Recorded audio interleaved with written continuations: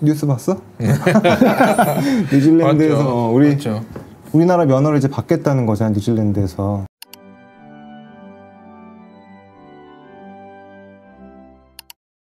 내가 알기로는 나도 뭐 그냥 기사만 봤는데 내가 알기로는 아무 절차 없고 그냥 한국 의사 면허면 프랙티스를 바로 시작할 수 있는 걸로. 그래서 뉴질랜드 일반인 선생님이 나와서 이제 인터뷰를 하셨는데 너무 좋다 이렇게 인터뷰를 하셨더라고. 제 동료도 뉴질랜드에 가 있어요. 여기서 펠로우를 하고 바로 뉴질랜드로 가서 생활하고 있는데 이제 아이들이랑 가족들이 아주 만족한다고 그런 얘기를 전해 듣고 여기 또 한국에도 가끔씩 오니까 만나서 얘기를 종종 듣거든요. 뭐가 그렇게 좋대요? 그래도 구체적으로? 그런데 사실 남자는 심심하대. 아이들은 너무 좋아한대. 아이들 자연환경도 좋고 거기 주로 그 유치원이나 초등학교 저학년은 주로 야외에서 수업하고 뛰어놀게 하고 막 숙제 많이 안 내고 이러니까. 그리고 한국같이 이렇게 아주 경쟁적으로 이렇게 애들을 어릴 때부터 몰아붙이는 것도 없고 그래서 아이 엄마도 그걸 보고 좋아하고 아이들이 놀고 그런 거 좋아하고 각종 행사나 무슨 이렇게 여행이나 이런 거 가는 것도 좋아하고 그런데 주로 남자 입장에서 일하는 남자 입장에서는 병원집 이게 뭐 메인이라고는 하더라고. 그러니까 약간 캠핑장 같은 거네. 애들은 너무 좋고 아빠는 조금 심심할 수 있던 거네. 되게 많이 물어보는 것 중에 하나가 학생들도 그러고 이제 의정 사태가 터지면서 우리나라 의료계에 대한 어떤 글쎄 좀 회의감이 막 팽배해졌잖아, 되게 많이. 그래서 너희들은 무조건 미국에 나가라 이런 얘기들도 한 번씩 나오잖아. 얼마 전에 이국종 교수님 그 말씀도 있었지만 어떻게 생각해? 우리가 물론 뭐 우리가 지금 미국에서 프랙티스 해본 사람은 없지만 우리가 간접적으로 들은 것도 많고 뭐 생각도 뭐 해본 적도 있을 수 있는데 어떻게 생각해? 사실 영상이 지금 제일 많이 나가고 제일 많이 팔리고 있지 않아요? 지금 아무래도 영상의학과가 실제로 제가 직접 보고 들은 것만 가지고 말씀을 드리면 실제로 제가 가까이 지내는 사람만 3명이 나갔거나 나갈 준비를 하고 있고 그분들은 그럼 한참 이제 커리어의 피크의 준비를 시작하시는 거네? 그렇죠. 특히 최근에 의정 사태랑 뭐 계엄령 이런 것들이 아무래도 영향이 있었던 것 같아요.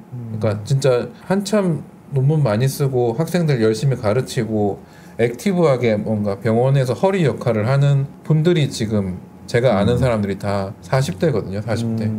그런 사람들이 나갔거나 나갈 준비를 지금 하고 있거나. 그럼 에이스들이 나가는 분위기네요. 완전. 그러니까 내가 아는 사람들은 그래. 정말 에이스라고 불러도 정말 부끄럽지 않을 사람들이. 좀 의외인데 나는 어떻게 생각하고 있었냐면 우리나라에서 재미를 못 본 사람이 나간다고 생각했거든. 어떤 옛날 선생님이 쓴 책이 있어. 하지 마라 외과 의사라고. 그러니까 보면 처음부터 끝까지 되게 회의적이야. 우리나라에서 외과 의사 하면 절대 안 되는 이유를 쭉 써놨어, 외과 의사가. 근데 그래요? 나는 이제 그 책이 많은 사람들의 생각을 지금 외국에 나가라고 이렇게 권면하는 사람들의 생각이 약간 그 책으로 대변된다고 나는 생각을 했거든. 여기서 별 볼 일 없었던 사람이 나는 망했다. 뭐 너희들은 이거는 나처럼 되지는 마라 이런 생각인 줄 알았는데 그게 아니라 에이스 선생님들도 나가시는구나.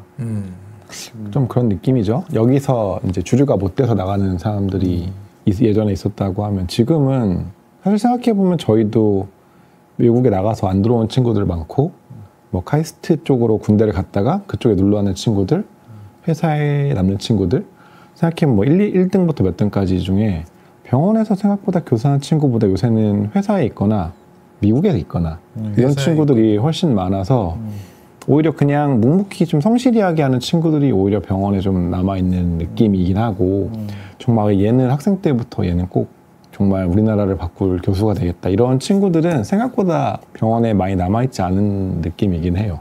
실제로 외국에서도 되게 잘 하고 있고 난 사실 되게 공개적으로 지금까지 항상 강의나 뭐 이런 뭐 학생들하고 Q&A 같은 거 할 때 항상 이 질문에 대해서 나가지 말라는 그런 입장을 지금까지 갖고 오고 있어. 근데 여러 가지 이유가 있지만 나는 개인적인 생각은 일단 내가 초등학교 때 2년 동안 살았었거든. 그러니까 아버지 연수 기간 동안에 뉴저지에 살았었는데 그때의 경험도 그렇지만 그때 이후로 지금까지 되게 미국 문화에 관심이 많단 말이에요. 그래서 알코올릭스 어노니머스를 하면서도 이제 미국 할아버지들하고 아침마다 이렇게 줌으로 만나. 그래서 얘기를 많이 해. 뭘 느끼냐면 인종차별이 없을 수가 없어. 우리가 그러니까 PC라 그러잖아. PC로 마치 인종차별이 없는 것처럼 하지만 PC라는 게 그런 woke라는 그런 운동이 있다는 것 자체가 실제가 어떤지를 너무너무 잘 보여주는 거지. 어쨌든 백인 남자가 미국 사회에서는 가장 위에 있는 거고 우리나라에서도 남녀차별이 있지만 미국의 그거랑은 또 완전히 다르다고 나는 생각하거든. 그런 것처럼 인종차별도 너무너무 큰 문제고, 그러니까 우리가 가서 뭐 연봉을 얼마를 받고 뭐 로딩이 여기보다 적고 이런 것들도 뭐 중요한 얘기일 수 있는데, 그거 이전에 나는 여기서 우리가 그냥 다 같은 한국 사람들끼리 일을 하는 거잖아. 우리가 어떤 인종이라는 거에 대한 문제를 아예 인지를 못하고 살잖아. 그런 거를 이기기 어렵지 않나, 나는 그 생각이 있어. 미국의 주류 사회에 올라타긴 좀 어렵겠다. 그렇죠. 그런 거죠. 비슷한 얘기도 저도 형하고 똑같은 경험 있는 친구들, 영어도 잘하고 어릴 때 살다 와서 실력도 있는데 굳이 안 나가길래 이런 사태 때, 그래서 왜 안 나갔더니 같은 얘기를 하더라고요.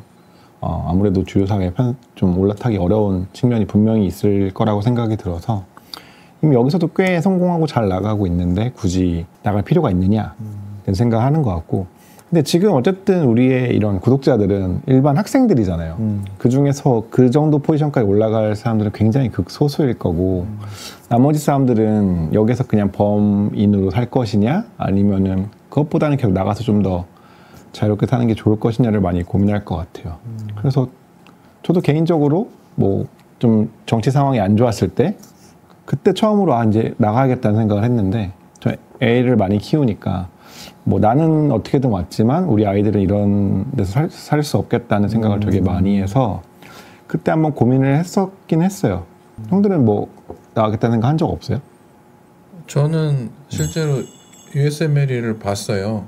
군의관 때 공부를 해야겠다고 생각을 한 게, 그때는 참 약간 생각이 나이브했었는데 영어 공부는 되겠다 싶어서 한 것도 있고, 혹시 모르니까 자격증 같은 생각으로 따보자라고 해서 따긴 했는데, 지금 돌이켜보면 그다지 그렇게 좋은 선택은 아니었던 것 같고, 기회비용이 너무 컸었고 3년 동안 거의 시간을 다 갈아 넣었으니까, 그리고 결국은 또 나가지 않았으니까. 기억나는 에피소드가, 그 제가 공부할 때는 그 스텝 2를 보려면 미국에 직접 가서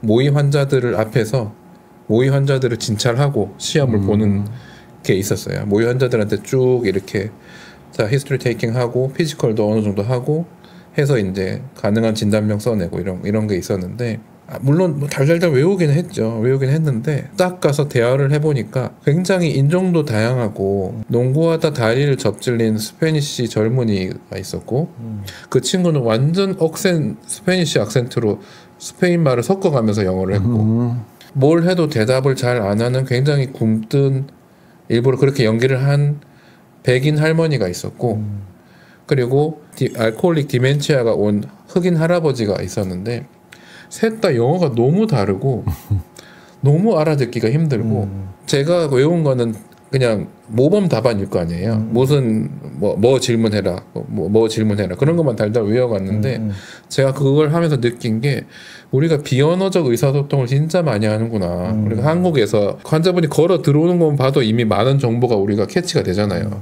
이 사람 지금 무슨 문제가 있다, 또는 경환이다 중환이다 이런 거 있잖아요. 저희는 눕혀서 만져만 봐도 그런데, 이런 어떤 문화적 배경과 그 언어 실력의 차이를 극복하기가 거의 불가능하겠구나. 내가 아무리 영어를 열심히 공부해도, 내가 하루 종일 영어를 몇 년간 공부를 해도 이런 거를 다 알기가 어렵겠구나. 그 다음에 그런 어떤 인종차별 같은 것도 좀 알게 모르게 좀 느꼈고, 근데 그게 인종차별도 내가 영어를 못해서 느낀 건지 언어적인 문제도 좀 있었을 거라고 생각해요. 전부 다 인종차별이었다기보다는. 그런 경험이 있었고, 제가 작년에 이제 연수를 갔다 왔는데 연수하면서도 똑같은 거예요. 지금 말한 거랑, 언어를 잘 못하니까 깊이 있는 대화 안 되고 친구 못 사귀고 그냥 병원 집 여행 뭐 내 돈 들여가지고 하는 건 할 수 있어. 내 돈 들여서 물건 사고 여행 가고 뭐 와인 마시고 이런 건 할 수 있어. 근데 그런 게 아니라 좀 의미 있는 인간관계를 맺고 좀 뭔가를 배우고 수업을 제대로 좀 알아듣고 내가 이렇게 제안도 하고 인정받고 나의 의견도 존중받고 이런 거는 거의 안 되더라고요. 그래서 쉽지 않겠다. 내가 왜 못 나갔는지 다시 한번 좀 확인하는 계기가 됐어요. 그 1년간의 해외 연수 기간 자체는 너무너무 저한테 좋았지만 가족한테 집중할 수 있는 시간이기도 하고 그랬지만 결과적으로는 다시 한번 확인했어요. 이 문화의 차이, 그 언어의 차이라는 거는 생각보다 굉장히 큰 장벽이다 라는 걸 좀 느꼈어요. 내용에 대한 것도 좋고 이 영상하고 무관한 것도 좋습니다. 저희 댓글로 선생님께서 좀 궁금하셨던 거, 저희가 좀 다루고 싶었던 거를 좀 말씀해 주시면 저희가 앞으로 컨텐츠를 만드는 데 참고를 하겠습니다. 네, 감사합니다.